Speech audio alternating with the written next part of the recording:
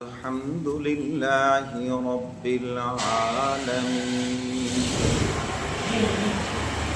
والعاقبة للمتقين والصلاة والسلام على رسوله وعلى آله وأصحابه أجمعين أما بعد فأعوذ بالله من الشيطان الرجيم بسم الله الرحمن الرحيم وضرب الله مثلا قرية كانت آمنة مطمئنة يأتيها رزقها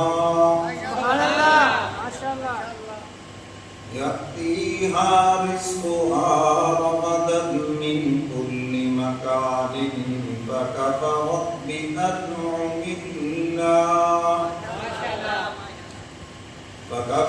بأنعم الله فأذاقها الله لباس الجوع والخوف بما كانوا يصنعون صدق الله مولانا العظيم وصدق رسوله النبي الكريم ونحن على ذلك من الشاهدين والشاكرين والحمد لله رب العالمين. درود پاک پڑھنے سب حضرات محفل کے ساتھ.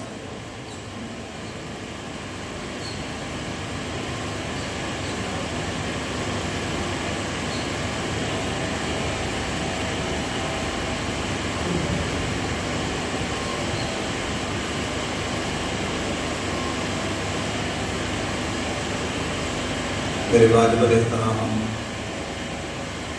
معزز حاضرین، آپ حضرات کے سامنے قرآن مجید فرقان حمید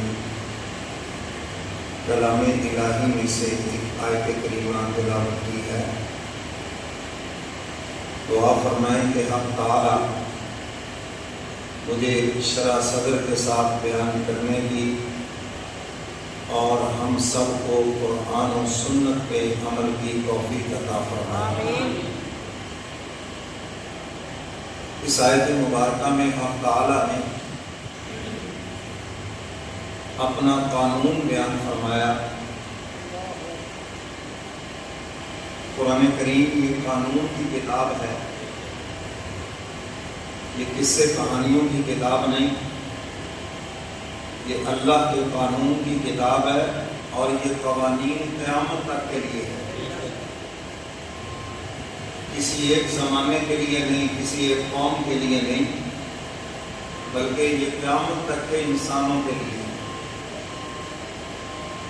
تو اس آیت مبارکہ میں حق تعالی نے ایک مسجد کا تذکرہ فرمایا کہ ہم نے اس کو بڑا کھلا رزق دیا، ہم نے وہاں پر ان کو امن دیا، بے شمار نعمتوں سے نوازا.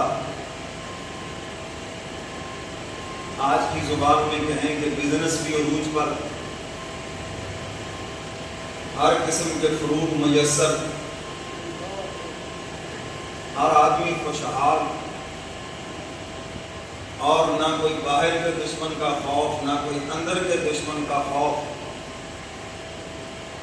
کوئی چوری چکاری ڈکیٹی کسی چیز کا خوف نہیں، امن ہی امن. ہماری نعمتوں سے لطف اندوز ہو رہے ہیں، اور جب ان کے پاس نعمتوں کی فراوانی ہوئی تو جرم انہوں نے یہ کیا کہ فکفرت بانعم اللہ، اللہ کی نعمتوں کے ناشکرے بن گئے. یہ ہے وہ بیماری جس سے انسان کی کایا پلٹتی ہے، جس سے انسان کا اچھا یا برا کچھ نہ کچھ ہوتا ہے. اگر یہ شکر گزار بن جائے تو پھر اس کی کایا پلٹتی ہے، جو خوشحال ہو جاتا ہے. اور اگر یہ ناشکرہ بن جائے پھر ساری کی ساری نعمتیں اس سے چھین لی جاتی ہیں۔ یہی چیز اس آیت مبارکہ میں بیان کی گئی، وَكَفَرَتْ بِأَنْعُمِ اللَّهِ، اللہ کی نعمتوں کی ناشکری، نعمتوں کی ناقدری، نعمتوں کا ضیاع، یہ بیماری اس قوم کے اندر آئی۔ حالات بدل گئے، بھوک نے ڈیرے لگا لیے۔ اللہ فرماتے ہم نے لباس پہنا دیا خوف اور بھوک کا، لباس سے تشبیہ دی، جس طرح لباس جسم سے جدا نہیں ہو سکتا، اس طرح خوف اور بھوک ان کے جسم سے جدا نہیں ہو سکتا۔ کوئی جن کو ترقی یافتہ قوم کہا جاتا تھا، دنیا جن کی مثالیں دیتی تھی، اللہ فرماتے ہمارے ناشکرے ہوئے، پھر ہم نے اپنی ناشکری کا مزہ چکھا دیا دنیا میں۔ اب اس بستی سے مراد مفسرین کرام فرماتے ہیں کہ مکہ مکرمہ ہے، یہاں پر 7 سال تک قحط پڑا، لوگ غلاظتیں کھانے پہ مجبور ہو گئے، اور حضور علیہ السلام سے درخواست کی آپ ہمارے لیے اللہ سے دعا فرمائیں، ہماری عورتوں کا بچوں کا کیا قصور ہے؟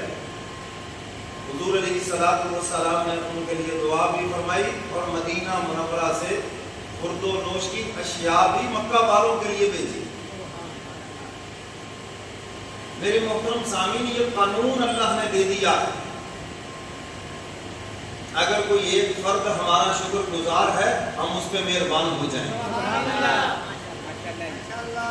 ابراہیم علیہ السلام تنہا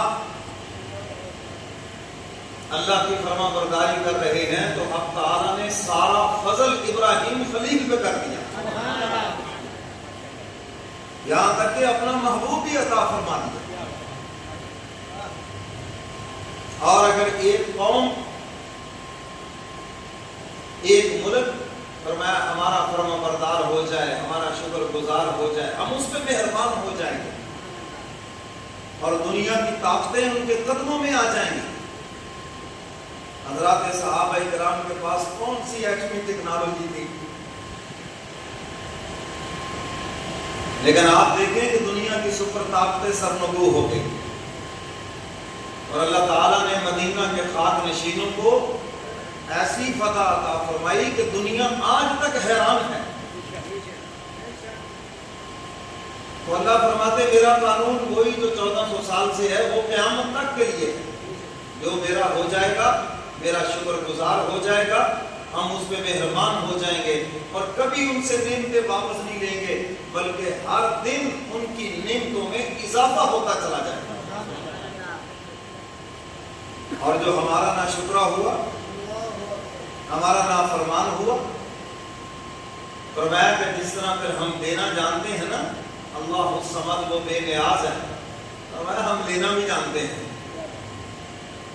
پھر تمہارا یہ اسٹیٹ لائف بھی تمہارے کام نہیں آئے گا، انشورنس پالیسیاں بھی تمہارے کام نہیں آئیں گی، فرمایا تمہارا بزنس عقل کچھ کام نہیں آئے گا، ایسی بیک لگے گی رکنا چاہو پکڑنا چاہو کچھ نہیں کر سکو گے، کیوں؟ تم ہمارے باغی ہو۔ اللہ فرماتے ہیں جب میں پکڑتا ہوں نا پھر میں چھوڑتا نہیں ہوں، ان بطش ربک لشدید، تیرے رب کی پکڑ پھر بڑی سخت ہے، ڈھیل دیتا ہوں بڑی لمبی، یہ بھی اس کی شان رحمت ہے، بڑی لمبی ڈھیل دیتا ہوں، کسی کو 10 سال ڈھیل، کسی کو 20 سال، کسی کو 50 سال، سوری عمر کسی کو ڈھیل دیتی، شیطان کو ڈھیل دینے پہ آئے قیامت تک کے لیے دیکھیں، جاؤ کر لو جو کرنا ہے، مہلت دے دی قیامت تک کے لیے۔ حضرت نوح علیہ السلام نے جب ان کو پکڑا نا شیطان ملعون کو، کہتے جی چاہا اس کو قتل کر دوں انسانیت بچ جائے، کہنے لگے اللہ نے ڈھیل دی ہے میں کیسے اس کو سزا دوں، اس کو خدا ڈھیل دے دے۔ آپ کو بھی ڈھیل ملتی ہے، روزے میں کھا لے پی لے، روزہ آپ کا رہے گا، یہ اللہ آپ کو کھلا اور پلا رہے گا، کیوں جی؟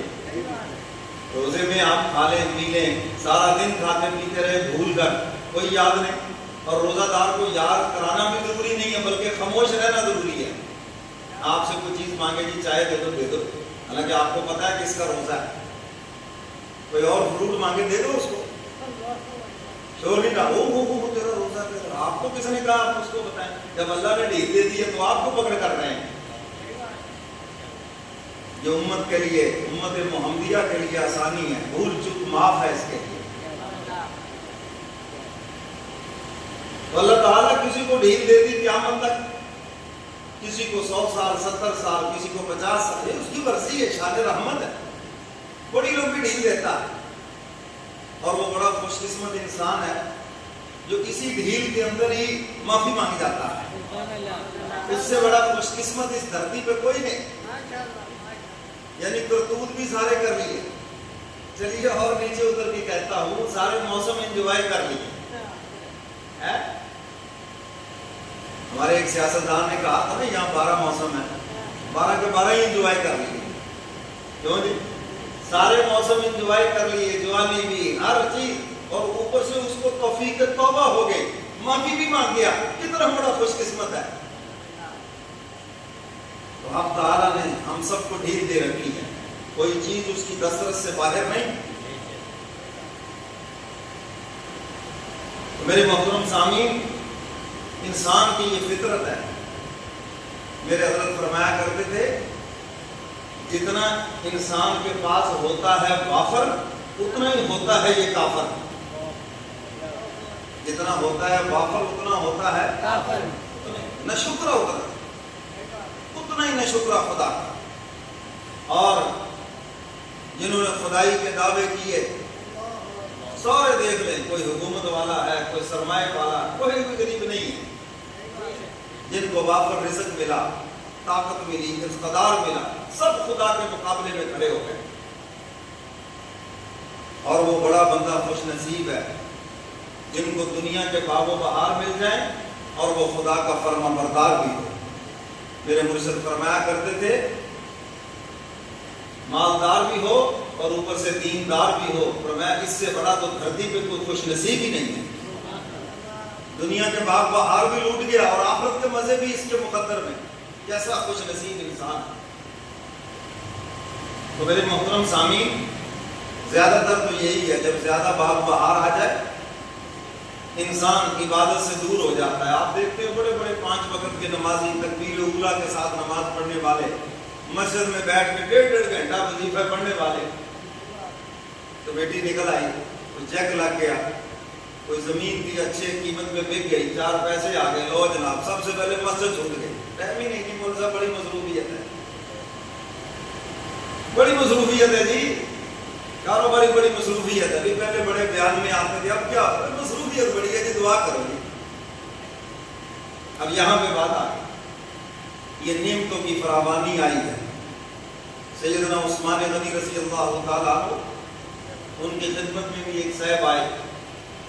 حضرت مالک، یہ میں اچھے دور کی بات سنا رہا ہوں، اچھے دور کی، خدا کرے کہ پھر وہ آ جائے. تمنا تو رکھے نا اس کی.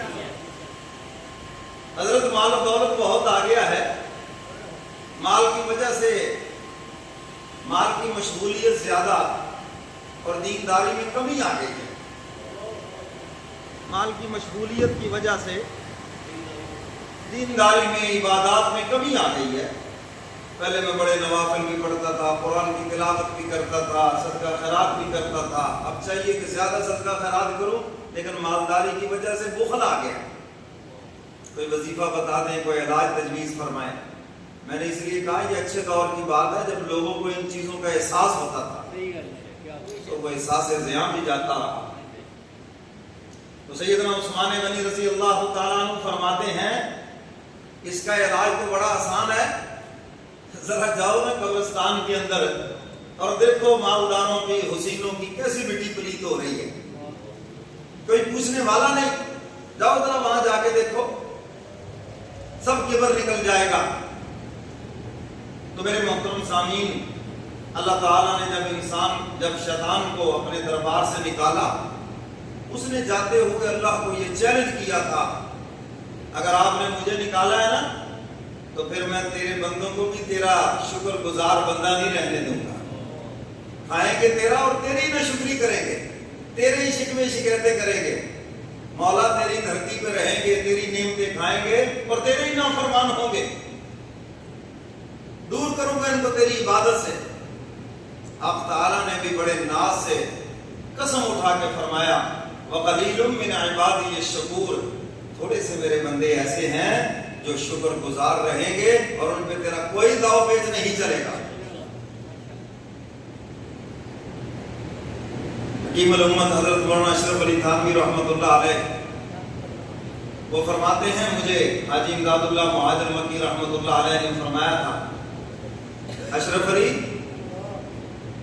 ہمارے سلسلے میں خوب باغ و بہار ہے, اس لیے مریدین کو سب سے زیادہ شکر کی تلقین کرنا, جتنا شکر ادا کرتے جائیں گے نعمتوں میں اضافہ ہوتا چلا جائے گا. ہر سلسلے کا ایک اپنا اسلوب ہے. بعض سلسلوں میں صرف ذکر اذکار ہیں, وظیفے ہیں, بعض سلسلوں میں اور چیزیں ہیں. تو حضرت نے فرمایا ہمارے سلسلے میں الحمدللہ باغ و بہار ہیں, نعمتیں ہیں. جو بھی اصلاح کے لیے سلسلے میں داخل ہوتا ہے دن ہم نے تو بدلتے دیکھے, اپنے حالات دیکھے ہم نے, ساری دنیا کے سامنے ہیں کل کی باتیں. تو فرمایا کہ شکر کا مزاج بناؤ, شکر کا, نہ شکری نہیں کرنی, یہ نہیں ملا وہ نہیں ملا وہ نکل گیا, یہ شکر الحمدللہ. کوئی پوچھے کیا حال ہے, شکر الحمدللہ. اس سے آگے بات کرو, طبیعت کیسی ہے, اللہ کی شکر ہے ماشاءاللہ, جسم سب ٹھیک ٹھاک ہے, باقی تھوڑا سا بخار ہے, بس آپ دعا کریں اللہ کو ٹھیک فرما دے. اور ہماری حالت کیا ہے, مر گئی مرض پوچھو نا, بڑی موزی مرض لگی ہے, چلو جی ہم دعا کرتے ہیں کون سی اچھی مرض ہے وہ آپ کو لگ جائے. وہ کون سی اچھی مرض ہے وہ بتا دیں نا, ہم کو کہتے ہیں جی وہ آپ کو لگ جائے اور یہ ہٹ جائے. وہ خدا کے بندو اللہ کا شکر ادا کرنا سیکھو. آپ لاکھوں سے بہتر ہیں, ہزاروں سے بہتر ہیں, شکر ادا کرنا سیکھیں. اور کبھی کبھی تنہائی میں ہو سکے تو 2 نفل پڑھ لیں شکرانے کے, نہیں تو کم از کم سجدے میں سر رکھ کے اتنا تو کہتے ہیں مولا تیرا شکر ہے, تو نے ہزاروں سے بہتر رکھا. کتنے لوگ ہیں جو آپ پہ حسد کر رہے ہیں, کاش یہ چیز ہمیں مل جائے, یہ مقام ہمیں مل جائے. جو سواری آپ لیے پھرتے ہیں لوگ حسد کر رہے ہیں, یہ سواری مل جائے. جو نعمتیں آپ کے پاس ہے, آپ کے بچے جن اسکولوں میں پڑھتے ہیں, لوگ ان کی تمنا حسرت لیے پھرتے ہیں اور آپ کو شکر کی توفیق نہیں. آپ شکر ادا کریں. میرے محترم سامعین, آج ہم ناشکرے ہو گئے. اور میں اکثر کہا کرتا ہوں پہلے دور کے بادشاہوں کو وہ نعمتیں حاصل نہیں تھی جو آج کے ایک عام انسان کو حاصل ہے. پہلے دور کے بادشاہوں نے شوارمے کھائے تھے, برگر کھائے تھے. یہ میں نے اس لیے کہا کہ یہ اس کی زبان آپ کو بڑی سمجھ آتی ہے. یہ جو کھانوں کی لسٹیں آج ہمارے پاس ہیں ہمارے شادی حالوں میں, پہلے دور کے بادشاہوں نے کہاں دیکھی. یہ جو عام سواری آپ کے پاس ایک بس ہے, اتنی آرام دہ ہے, اے سی لگا ہوا ہے, کہاں دیکھی بادشاہوں نے یہ چیزیں. جہاز کہاں دیکھے, زیادہ سے زیادہ سواری گھوڑا تھا, شوئی سواری کی, گدھا تھا, اونٹ تھا. آج آپ کو گدھے کے اوپر لینے کے لیے آ جائے, چودھری صاحب آؤ جی بیٹھو, میں نے آپ کو گھر لے کے جانا ہے, آپ کی دعوت بھی ہے, تو کیا رد عمل ہوگا آپ کا؟ دماغ خراب ہے تمہارا.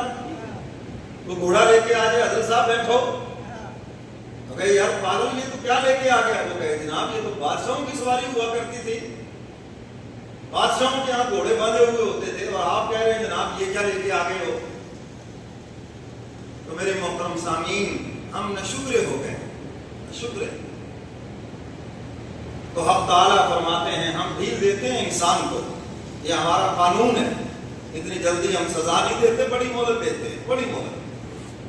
اور 22ویں پارہ میں اللہ تعالیٰ نے اس چیز کو بیان فرمایا. پہلے تو فرمایا کہ پہلے جو بڑے مالدار حکومتوں والے تھے نا, ذرا ان کا بھی دیکھ لو ہم نے کیا حال کیا. فرمایا اولم یسیروا فی الارض فینظروا کیف کان عاقبۃ الذین من قبلہم. سبحان اللہ. وَكَانُوا أَشَدَّ مِنْهُمْ قُوَّةً وَمَا كَانَ اللَّهُ لِيُعْجِزَهُ مِنْ شَيْءٍ فِي السَّمَاوَاتِ وَلَا فِي الْأَرْضِ إِنَّهُ كَانَ عَلِيمًا قَدِيرًا۔ حق تعالیٰ فرماتے ہیں ذرا چلو نا زمین کے اندر، دیکھو نا ہمارے باغیوں کا کیا انجام ہوا۔ کیا انجام ہوا؟ دولت کے ڈھیر تھے، دنیا کے اعتبار سے بڑے طاقتور تھے، بادشاہ تھے، اپنے آپ کو ناقابل تسخیر سمجھتے تھے ہمارا کوئی مد مقابل ہی نہیں۔ فَكَيْفَ كَانَ عَاقِبَةُ الَّذِينَ مِنْ قَبْلِهِمْ۔ آپ تعالیٰ فرماتے ہیں کہ پھر ان کے ساتھ کیا ہوا جو تم سے پہلے تھے۔ وَكَانُوا أَشَدَّ مِنْهُمْ قُوَّةً، وہ تم سے بھی زیادہ طاقتور تھے، سمجھتے تھے ہم ناقابل تسخیر ہیں، ہمارا کوئی کچھ نہیں کر سکتا، ہم جس طرح مرضی خدا کی بغاوت کریں۔ تو آپ تعالیٰ کیا فرماتے ہیں؟ فرمایا سن لو، وَمَا كَانَ اللَّهُ لِيُعْجِزَهُ مِنْ شَيْءٍ فِي السَّمَاوَاتِ وَلَا فِي الْأَرْضِ۔ آپ تعالیٰ فرماتے ہیں زمین و آسمان میں کوئی بھی ہمیں عاجز کرنے والا نہیں ہے، کوئی نہیں ہمیں ہرا سکتا، نہ کوئی ہرا سکا ہے، نہ کوئی ہرا سکتا ہے، نہ قیامت تک کوئی ہرا سکے گا۔ کان کھول کے سن لو، زمین و آسمان کوئی مخلوق نہیں ہے جو خدا کو ہرا ہے ہی نہیں ہے کوئی ہے۔ اور فرمایا کہ ہم خوب جانتے ہیں اور ہر چیز پہ قدرت رکھتے ہیں۔ اور آگے پھر آپ تعالیٰ فرماتے ہیں تم بھی کان کھول کے سنو، یہ نہ سمجھنا کہ ہم بڑے یوں ہیں۔ اللہ تعالیٰ نے خوب علاج کیا ہے۔ فرمایا وَلَوْ يُؤَاخِذُ اللَّهُ النَّاسَ بِمَا تَرَكُوا مَا ظَهَرَ عَلَى ظَهْرِهَا مِن دَابَّةٍ۔ اب تعالیٰ فرماتے ہیں اگر ہم تمہارے گناہوں پر تمہاری پکڑ کریں تو انسان کیا کوئی جاندار بھی دھرتی پہ زندہ نہیں رہ سکتا۔ انسان تو دور کی بات ہے، جانور بھی زندہ نہیں، جنات کوئی بھی زندہ نہیں رہے گا اگر ہم تمہارے گناہوں پر پکڑ کریں۔ یہ ہماری شان رحمت ہے، ہم نے تمہارے گناہوں پہ پردہ بھی ڈالا ہوا ہے اور تمہیں مہلت بھی دے رکھی ہے، سمجھتے ہو کہ نہیں؟ پہلی امتوں کے اندر ایک جرم تھا، وقت کے نبی نے سمجھایا، نہیں سمجھے، خدا کا عذاب آیا اور ان کی بستیاں پلٹ کر رکھ دی گئی۔ فرمایا یہ جو تمہیں مہلت ملی ہوئی ہے یہ محبوب کے آنسوؤں کی وجہ سے، سارے کرتوت بھی موجود ہیں، وہ ہمارا محبوب جو رو رو کے فریاد کر گیا، محبوب نے بھی یہی عرض کیا تھا مولا ان کے گناہوں کی طرف نہ دیکھنا، میرے آنسوؤں کی طرف دیکھنا۔ ہم نے مہلت دے رکھی ہے تمہیں، تھوڑی سی مہلت۔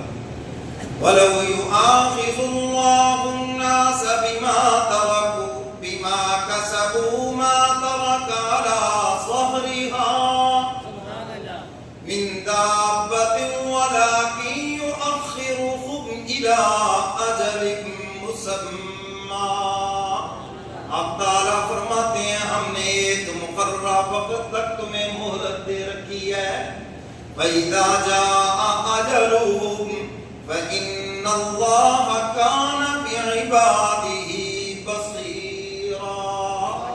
جب وہ مہلت ختم ہو جائے گی پھر ہماری گرفت آ جائے گی، چاہے قیامت آ جائے چاہے دنیا کے اندر ہم پکڑ لیں، یہ ہماری مرضی ہے۔ اور میں ایک وقت کے لیے ہم نے تمہیں مہلت دے رکھی ہے اور تم یہ سمجھے کہ ہمارا کوئی کچھ بگاڑ نہیں سکتا، یہ تمہاری غلط فہمی ہے۔ میرے محترم سامعین، بہت سے لوگوں کو آپ دیکھتے ہیں شہر میں، آپ کے دیہات میں، محلے میں بڑے خوشحال ہیں، بظاہر نظر آتا ہے کہ ان کے پاس اتنا کچھ ہے، ان کی نسلیں اگر نوٹ بھی کھائیں تو ختم نہ ہو، لیکن دیکھتے ہو ایک دم سے سبایا ہو جاتا ہے۔ کتنے لوگوں کو ہم نے دیکھا شہر میں نام چلتا تھا، آج بیچارے بے نام ہیں، ایک وقت کی روٹی سے تنگ ہے۔ اب تعالیٰ فرماتے ہیں جو سود خور ہے فَأْذَنُوا بِحَرْبٍ مِّنَ اللَّهِ وَرَسُولِهِ، اللہ اس کے رسول کا اعلان جنگ ہے۔ سود سے باز نہیں آئے، بینک سے لمٹیں لینے سے باز نہیں آئے، نتیجہ کیا نکلا؟ پھر اللہ کے مقابلے میں آئے تو اللہ نے ان کو ہرا کے دکھا دیا، جاؤ بھائی۔ لوگ سمجھاتے تھے، مذاق اڑاتے تھے، یہ تمہاری مولویوں کی باتیں ہیں، سود کے بغیر بزنس نہیں چلتا، ملک نہیں چلتا ہے۔ اب تعالیٰ فرماتے ہیں یہ میرا اعلان جنگ ہے، اور جو خدا سے اعلان جنگ جس نے کر دیا، قرآن و حدیث میں 2 مقام ہے جس پر اللہ فرماتے ہیں میرا اعلان جنگ ہے۔ ایک تو فرمایا سود خوروں سے میرا اعلان جنگ ہے کہ کبھی بھی اللہ کو نہیں ہرا سکتے، یہ خود ہی ہاریں گے۔ ہاں اللہ مہلت دیتے ہیں 5 سال 10 سال، بڑا ابھرتا ہے، بڑا گاڑیاں واڑیاں بڑی چمک دمک نظر آتی ہے 4 دن، اور جب پھر گڑن تختہ ہوتا ہے اللہ فرماتے ہیں ڈھیل تو دیتا ہوں لیکن جب پکڑتا ہوں تو پھر آنے والوں کے لیے نشان عبرت بنا دیتا ہوں۔ فرعون کو دیکھو کیا سمجھتا تھا اپنے آپ کو، انا ربکم الاعلی، سب سے بڑا رب میں ہی ہوں، الیس لی ملک مصر وہذہ الانہار، کہتا تھا یہ نہریں میری نہیں، یہ دریا میرے نہیں، یہ باغات میرے نہیں، یہ شہر میرے نہیں، کیوں میری عبادت نہیں کرتے پھر تم؟ پھر دیکھو خدا نے کیسا اس کو ہلاک کیا، پکڑا اس کو، اور پھر آج تک اس کو نشان عبرت بنا دیا، اور دنیا کے فرعونوں کو یہ پیغام دے دیا ہے کہ میں تھوڑی سی ڈھیل ضرور دیتا ہوں لیکن جب پکڑتا ہوں تو پھر حال ایسا ہی کرتا ہوں جیسا اس کا ہوا ہے۔ مصر کے عجائب گھر میں آج تک اس کی لاش پڑی ہے۔ تو میرے محترم سامعین، جس دریا کو اپنی ملکیت سمجھتا تھا خدا نے اسی میں ہوتے دے دے کے مارا اس کو، اسی میں غرق کیا اس کو، اور اپنی طاقت اور اپنی قدرت دکھلائی۔ اور دوسرا مقام فرمایا جو کسی میرے پیارے سے جنگ کرے، اللہ فرماتے ہیں ان سے بھی میرا اعلان جنگ ہے۔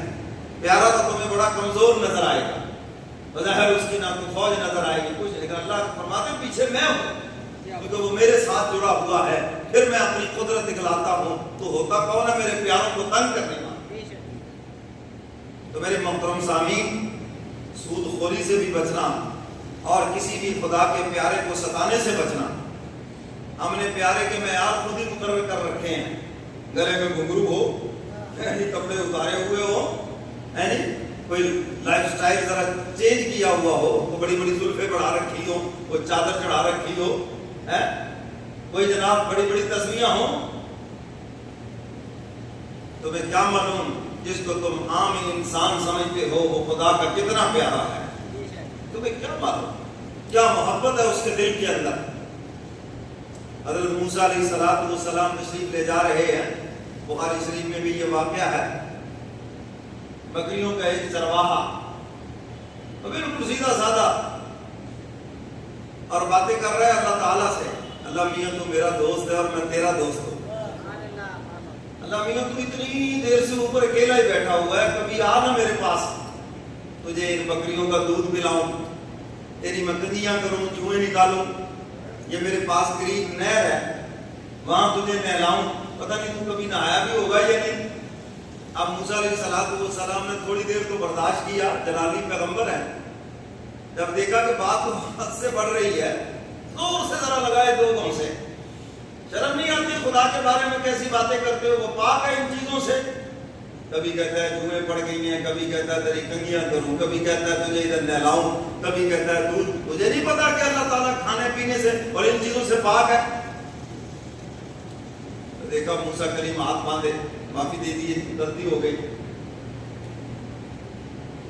اور یہی انسان کی فطرت ہے، اولاد آدم کو بھی یہی چاہیے، جب آپ کو احساس ہو جائے کہ مجھ سے غلطی ہو گئی تو معافی مانگنے میں شرم نہیں کرنی چاہیے، پھر دل سے تسلیم کر لینا چاہیے کہ مجھ سے غلط ہو گیا، اللہ اس پہ مہربان ہوتے ہیں۔ میرے استاد محترم فرمایا کرتے تھے، طالب علم جب ہم تھے سمجھایا کرتے تھے غلط ہو جائے تو معافی مانگو، متکبر انسان ہوتا ہے منہ بس بزور لیتا ہے، چپ ہو گیا بس کچھ نہیں، ہاں نہ نہ، یہ متکبر کی علامت ہے۔ غلط ہو گیا تو صاحب کو جی غلط ہو گیا ہم سے، ہمارے ہاں تو آج کل نیا لفظ آ گیا ہے، صاحب کا بی پی ہائی ہو گیا، بلڈ پریشر ہائی ہو گیا، غریب کا غصہ ہو جائے تو اس کا دماغ خراب ہو گیا، اور امیر آدمی غصہ کرے صاحب کا بی پی ہائی ہو گیا۔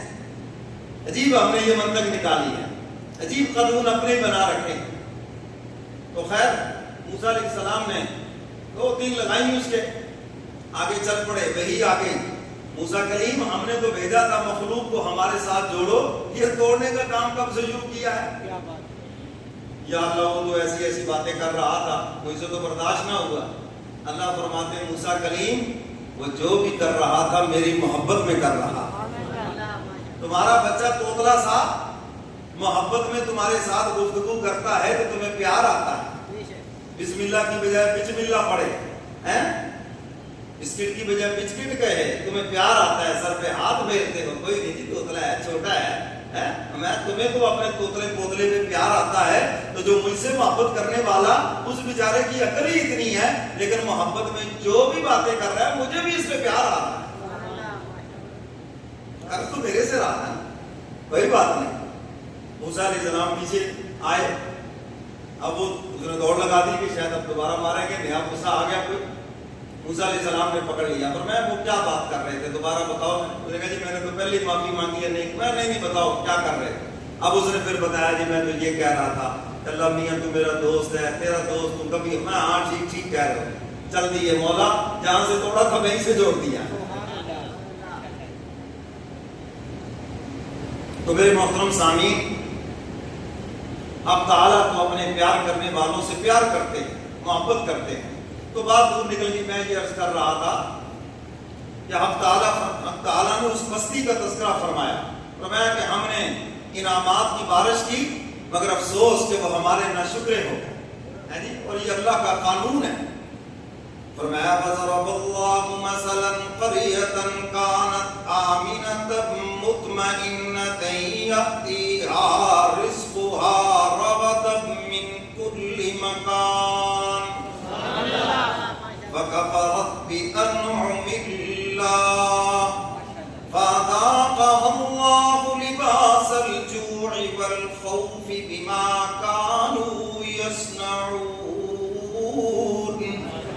اب تعالیٰ فرماتے ہیں اس بستی کی مثال بیان فرمائی، فرمایا جس کو ہم نے ہر قسم کا اطمینان نصیب فرمایا، نہ کوئی اندر سے خوف ہے نہ کوئی باہر سے خوف ہے، اور فرمایا یأتیہا رزقہا رغداً من کل مکان، ہر طرف سے رزق کھینچا چلا آ رہا ہے، ہر موسم کے فروٹ پہنچ رہے ہیں، ہر طرح کا اناج میسر ہے، ہر قسم کی نعمت میسر ہے، اور یہ سلسلہ کئی سال تک چلا۔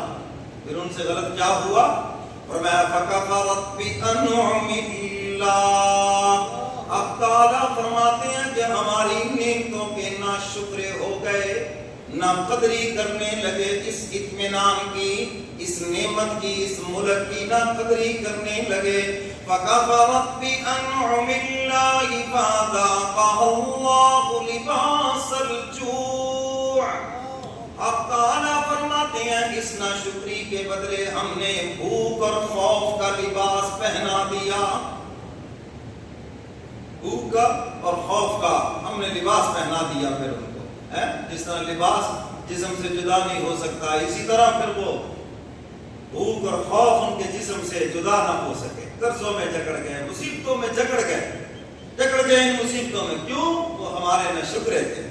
اور آگے فرمایا بما کانوا یصنعون، ہم نے کوئی ان پہ ظلم نہیں کیا بلکہ یہ ان کے اپنے گناہوں کی وجہ سے، سب کچھ یہ ان کے اپنے کرتوتوں کی وجہ سے۔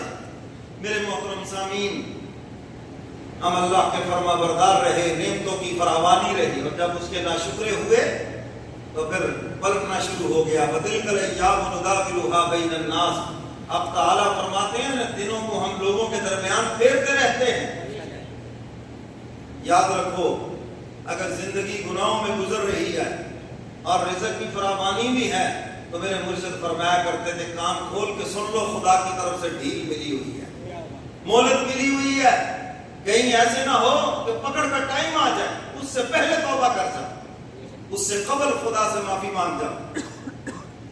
میرے محترم سامعین، یہ جس بستی کا حال بیان کیا اس سے ملتا جلتا حال ہمارے پاکستان کا بھی ہے، کیوں جی؟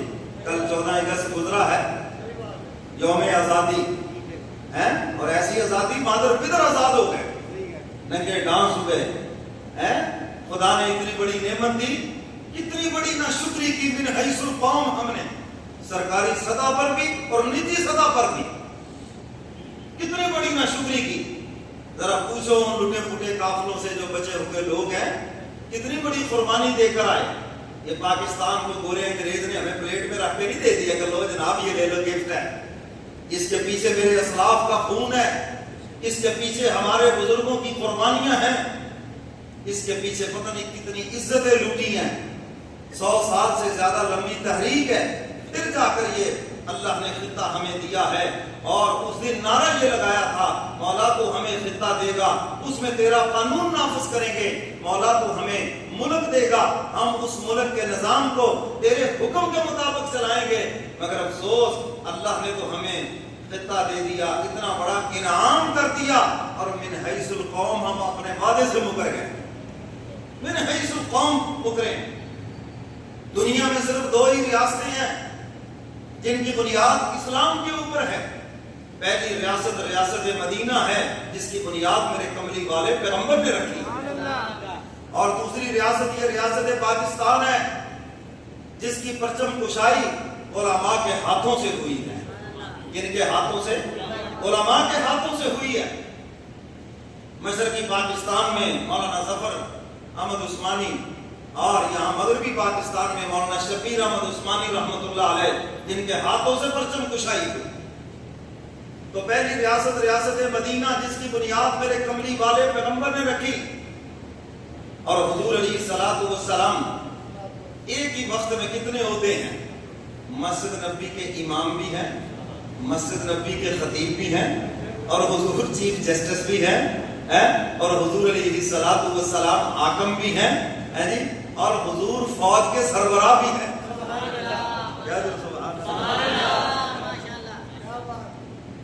ایک ہی وقت میں مسجد کے امام بھی ہیں, 5 وقت نماز پڑھا رہے ہیں, خطیب بھی ہیں, جمعہ بھی پڑھا رہے ہیں, اور ایک ہی وقت میں فوج کے سپاہ سالار بھی ہیں, چیف آف آرمی اسٹاف بھی ہیں, جی, آپ وفد بھیج رہے ہیں صحابہ کے, اور فیصلے بھی فرما رہے ہیں, چیف جسٹس بھی ہیں. وہ مشہور واقعہ سیدنا فاروق اعظم رضی اللہ تعالیٰ عنہ کا, ایک یہودی اور ایک منافق جو کلمہ پڑھتا تھا حضور کے پاس چلے گئے. حضور علیہ الصلوۃ والسلام نے گواہی شہادت کی بنیاد پر فیصلہ یہودی کے حق میں کر دیا, اور وہ جو منافق تھا بظاہر کلمہ پڑھتا تھا, مدینہ میں منافقین بھی تھے, اسی لیے سورہ منافقون نازل فرمائی. حضور نے فیصلہ فرما دیا یہودی کے حق میں, اور وہ جو کلمہ پڑھنے والا تھا نا کہنے لگا جی یہ فیصلہ ٹھیک نہیں ہوا, توبہ نعوذ باللہ. حضور علیہ الصلوۃ والسلام نے جلد بازی کر دی ہے, فیصلہ ٹھیک نہیں ہوا, ہم سیدنا فاروق اعظم کے پاس چلتے ہیں, وہ ٹھیک فیصلہ فرمائیں. یہودی نے کہا چلو ٹھیک ہے, تمہیں اپنے نبی پہ اعتماد نہیں ہے تو نبی کے امتی کے پاس چلے جاتے ہیں, وہاں چلے جاؤ. سیدنا فاروق اعظم رضی اللہ تعالیٰ عنہ کے پاس دونوں پہنچتے ہیں, اپنا مدعا بیان کیا دونوں نے کہ یہ معاملہ ہمارا. میں نے اس کی طرف نہیں جانا کیونکہ بات لمبی ہو جائے گی, کیا جھگڑا کیا تھا. یہودی کہنے لگا عمر ایک بات سننا, ہم اس سے پہلے حضور کے پاس بھی گئے تھے, اور حضور علیہ الصلوۃ والسلام نے فیصلہ میرے حق میں کر دیا ہے, اور یہ حضور کے فیصلے پہ مطمئن نہیں ہے. سیدنا فاروق اعظم نے پوچھا ہاں بھی ایسے ہی ہے؟ انہوں نے کہا ہاں جی ایسے ہی ہے, حضور نے فیصلہ فرما دیا, آپ بھی فیصلہ فرما دیں. اشداء علی الکفار ہیں, آپ کافروں پہ بڑے سخت ہیں, اور وہ اس غلط فہمی کا شکار ہے کہ سیدنا فاروق اعظم بس کافروں کے خلاف ہی فیصلہ کریں گے. رحماء بینہم, میں کلمہ پڑھتا ہوں اور میرے حق میں ہی فیصلہ کریں گے. یہ بیماری اس دن کی نہیں, آج بھی ہے یا نہیں ہے؟ 2 آدمیوں کی لڑائی ہو جائے, آپ کے پاس آ جائیں گے, آؤ جی, اور کہیں گے کیا بات سنا کر, آپ وہ کہیں وہ فیصلہ کریں جو ہم کہہ رہے ہیں. بھئی اسی پر تو لڑائی ہے, اگر یہی کہنا ہے تو لڑائی تو پہلے ہی اس پر ہے. آپ وہ بات کہیں گے جس سے دونوں قریب ہو جائیں, چاہے وہ دونوں کے خلاف کیوں نہ ہو, جو انصاف کی بات ہو آپ وہ کریں. برادری نہ دیکھیں, تعلق نہ دیکھیں, مفاد نہ دیکھیں, اللہ کا حکم دیکھیں اور انصاف کی بات کریں. تو سیدنا فاروق اعظم نے جب ساری بات سن لی, اچھا حضور نے فیصلہ فرما دیا, تم مطمئن نہیں ہو حضور کے فیصلے پر, بس جی آپ بھی فیصلہ فرما دیں. میں ٹھیک ہے ذرا ٹھہرو, میں بھی فیصلہ کرتا ہوں, ٹھہرو. گھر تشریف لے کے اور تلوار لے آئے, اور وہ جو کلمہ پڑھنے والا تھا اس کی گردن اڑا دی. اور یہ اعلان کر دیا حضور کے فیصلے کے بعد جو میرے پاس فیصلہ کرانے آئے گا آج بھی اور آئندہ بھی، اس کا فیصلہ پھر عمر کی زبان نہیں، عمر کی تلوار کریں گے۔ شور پڑ گیا جی کلمہ کو کی گردن اڑا دی، جی کلمہ پڑھتا تھا کلمہ۔ اقبال نے بھی کہا نا، خرد نے کہہ بھی دیا لا الہ تو کیا حاصل، دل و نگاہ مسلمان نہیں تو کچھ بھی نہیں۔ طوطے نے کلمہ پڑھ دیا تو وہ مسلمان ہو گیا، موبائل میں کلمہ بھر کے تم نے یہاں سنا دیا تو تمہارا موبائل مسلمان ہو گیا۔ جب تک کلمے والی زندگی نہ ہو وہ کلمے پہ تمہارا اعتماد نہ ہو۔ کلمہ تو منافق بھی پڑھتے تھے مدینے کے، اب جناب شور برپا ہو گیا جی دیکھو جی کلمہ کو کی گردن اڑا دی، کلمہ پڑھتا تھا جی، ایک یہودی کے مقابلے میں، ایک کافر کے مقابلے میں کلمہ کو کی گردن اڑا دی۔ طلبی ہو گئی بارگاہ رسالت میں، عمر یہ تم نے کیا کیا؟ کلمہ کو کی گردن اڑا، ساری بات بتائی کہ اللہ کے محبوب یہ لوگ آپ کے پاس آئے، آپ نے فیصلہ فرمایا اور یہ آپ کے فیصلے پہ مطمئن ہیں، اور عمر کے جذبات یہی ہیں، جو آپ کو حاکم نہیں مانتا عمر اس کو مومن بھی نہیں مانتا۔ ابھی حضور نے کچھ فرمایا نہیں، جبریل قرآن لے کر آیا، فرمایا فَلَا وَرَبِّكَ لَا يُؤْمِنُونَ حَتَّى يُحَكِّمُوكَ فِي مَا شَجَرَ بَيْنَهُمْ ثُمَّ لَا يَجِدُوا فِي أَنفُسِهِمْ حَرَجًا مِمَّا قَضَيْتَ وَيُسَلِّمُوا تَسْلِيمًا۔ اب تعالیٰ فرماتے ہیں میرے محبوب یہ قانون اور ضابطے کی بات ہے، جو آپ کو حاکم نہیں مانتا ہم بھی اس کو مومن نہیں مانتے، اور ایسے دل کے بیمار کی، ایسے منافق کی اگر عمر کی تلوار نے گردن اڑا دی ہے تو یہ فیصلہ عمر کا جذباتی نہیں ہے بلکہ آفاقی ہے۔ ہمارا بھی فیصلہ یہی ہے، جو آپ کو حاکم نہیں مانتا ہم اس کو مومن ہی نہیں مانتے۔ تو حضور علیہ الصلوۃ والسلام نے ایک مثالی معاشرہ قائم کیا، مثالی معاشرہ۔ ابھی جلندری کہتا نا کبھی گھوڑا آگے بڑھانے پہ جھگڑا، کبھی پانی پینے پلانے پہ جھگڑا، یوں ہی رہتی تھی تکرار ان میں، یوں ہی چلتی تھی تلوار ان میں۔ وہ جو ایک دوسرے کے خون کے پیاسے تھے، حضور کی تعلیمات نے ان کو شیر و شکر کر کے رکھ دیا۔ وہاں حضور نے پل نہیں بنائے، وہاں حضور نے کوئی نہر نہیں بنائے، وہاں کوئی روڈ نہیں بنائے، حضور نے دلوں پہ محنت کر کے دل ایک کر دیے۔ سمجھ آ رہی ہے بات کے؟ اور احد کی سرزمین میں ایک صحابی ترس رہے ہیں پانی کو، پانی پلانے والا قریب گیا، انہوں نے کہا جی پہلے میرے ساتھی کو پلاؤ، وہ تڑپ رہا ہے، اس کو اگلے کو پلاؤ۔ چھٹے تک پہنچ گئے، دیکھا کہ چھٹا وفات پا گیا، آگے کہ چلو پانچویں والے کو پلاؤ، وہ بھی وفات پا گیا۔ 6 کے 6 دنیا سے چلے گئے، لیکن آخری وقت بھی دوسرے کا احساس ہے۔ یہ ہے جو حضور نے مثالی معاشرہ قائم کیا۔ کسی کے گھر میں کوئی ہدیہ بھیجتا، وہ فوراً کہتے ہیں اللہ کا شکر ہے ہمارے گھر پہ شام کا کھانا ہے، کیوں نہ ہو کہ یہ فلاں جو مہاجر صحابی ہے ابھی ہجرت کر کے آئے ہیں، یہ گفٹ ان کے گھر بھیج دیا جائے۔ کہہ گئے کہ بکرے کی سری بھیجی، 7 گھروں کا چکر لگا کے واپس اسی گھر کے اندر آ گئے۔ کہ ہر ایک اپنے سے زیادہ دوسرے کو ضرورت مند سمجھتا ہے، اور اللہ کے نبی نے یہ معیار ایمان کا مقرر فرمایا ہے، جو تم اپنے لیے پسند کرو وہی اپنے مسلمان بھائی کے لیے پسند کرو۔ یہ اللہ کے نبی نے ایمان کا معیار مقرر فرمایا۔ آج ہم دیکھیں جو اپنے لیے پسند کرتے ہیں وہی دوسروں کے لیے پسند کرتے ہیں۔ اپنی بیٹی کی بات آئے گی تو بڑے فخر سے بتائیں گے ماشاءاللہ دماغ بڑا اچھا ملا ہے، جو کماتا ہے بیٹی کو لا کے دیتا ہے، اس کے مشورے کے بغیر کچھ نہیں ہوتا، بڑے خوش ہوتے ہیں۔ اچھا جی بہو اگر یہ کام کرے، پہلے تو 3-4 بڑی غضب کی گالیاں دیں گے، اس نے تو ہمارے بچے پہ کالا جادو کر دیا، پکڑ لیا ہے اس کو، جو کماتا ہے اس کو دے دیتا ہے، ہر وقت اسی کی بات سنتا ہے۔ یہ ہے قوم شعیب کی بیماری، لینے کے پاٹ اور ہیں، دینے کے پاٹ اور ہیں۔ اپنی بیٹی کے لیے کیا پسند کرتے ہو، اور جو بہو بن کر آئی وہ بھی تو کسی کے جگر کا ٹکڑا ہے نا، وہاں پر تمہارے معیار اور پیمانے کیوں بدل گئے؟ میرے محترم سامعین، حضور علیہ الصلوۃ والسلام کی تعلیمات کو ہم نے چھوڑ دیا، میرے پیغمبر نے دلوں کو شیر و شکر کیا، اور حضور علیہ الصلوۃ والسلام نے ایسی مثالی حکومت کر کے دکھائی 10 سال کہ ایک ہی وقت میں 5 وقت مسجد کی نماز پڑھا رہے ہیں، خطبہ بھی ارشاد فرما رہے ہیں، چیف آف آرمی اسٹاف بھی ہیں، فوجی دستے بھی ترتیب دے رہے ہیں، اور چیف جسٹس بھی ہیں، حضور علیہ الصلوۃ والسلام فیصلے بھی فرما رہے ہیں، اور 11 بیویوں کے شوہر بھی ہیں۔ ایک بوٹی بڑے آدھے ہیں، مولوی صاحب سانو تو ایک ہی جیڑ نہیں دیندی جی، وہی وجہ نہ کاروبار بھی ڈسٹرب ہے، میرا سارا سسٹم ڈسٹرب ہے، رشتہ دار بھی ڈسٹرب ہے، اس لیے کہ ہم نے حضور علیہ الصلوۃ والسلام کی تعلیمات پہ عمل نہیں کیا، اور کملی والے پیغمبر کی تعریف صرف